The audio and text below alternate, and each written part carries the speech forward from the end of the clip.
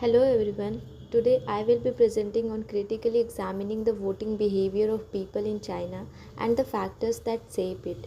So, let me begin with the concept of voting behavior. Voting is a central element of any political system because it determines leadership and influences public policy. However, voting is not a simple act of choosing a candidate, it is a complex decision making process shaped by various social, political, and economic factors. Scholars have explained this in different ways. For example, Anthony Downs viewed voters as rational individuals who choose what benefits them the most. V.O. Key Jr. argued that voters evaluate governments based on past performance, and Angus Campbell emphasized psychological attachment to political parties. So, voting behavior is influenced by both rational thinking and emotional or social factors. Now let's look at the main factors that influence voting behavior. These include party loyalty, candidate personality, policy issues, and socio-economic conditions like income and education. Social influences such as family, religion, and peer groups also play a major role. Additionally, media, especially social media, shapes political opinions and voter perceptions. This shows that voting behavior is multidimensional and not based on a single factor.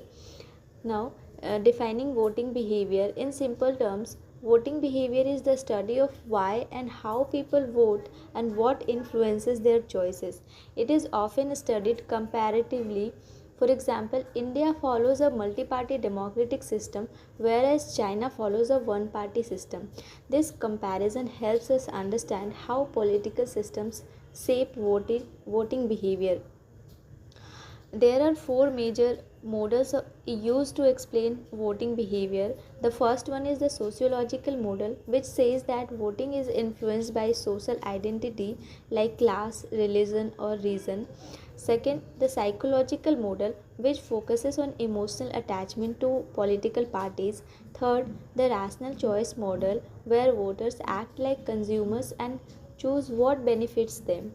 And fourth, the performance model, where voters judge based on past performance or fortune expectations. These models helps us understand voting behavior in different contexts including China.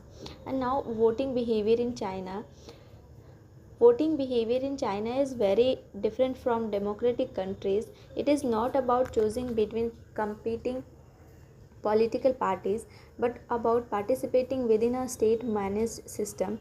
Citizens often see voting as a civic duty or social obligation rather than a way to bring political change. As a result, participation exists, but real choice is limited.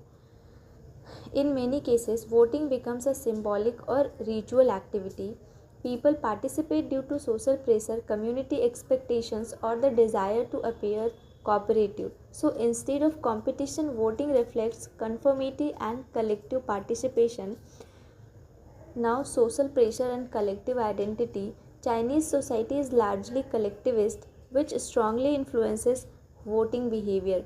Individuals often align their choices with community expectations or local leadership influence. This means voting decisions are socially guided rather than individually independent. Another important aspect is low political efficacy. Many citizens feel that their vote does not significantly impact national decisions. So, even though people participate, genuine political engagement remains low.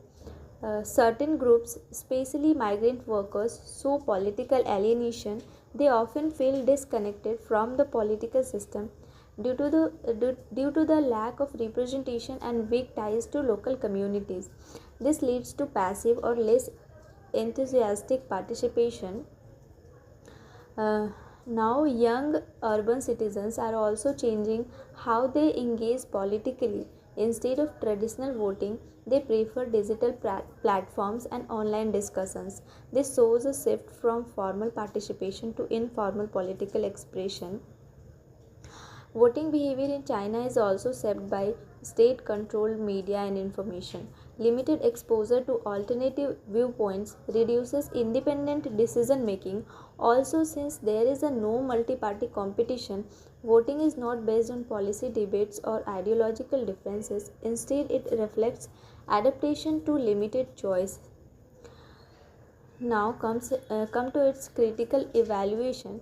Critically examining this, we see that participation exists but real choice is restricted, and voting often becomes procedural rather than meaningful. Social pressure encourages conformity, and political influence of citizens remains limited. However, the system does maintain political stability and social order, which is a key priority. So, there is a clear trade off between control and democratic participation. To conclude, voting behavior is shaped by a mix of social, psychological, and political factors. In democratic systems, it ensures choice and accountability, but in China, it reflects control, participation, social conformity, and limited influence. Therefore, voting behavior ultimately reflects the nature of the political system itself. Thank you.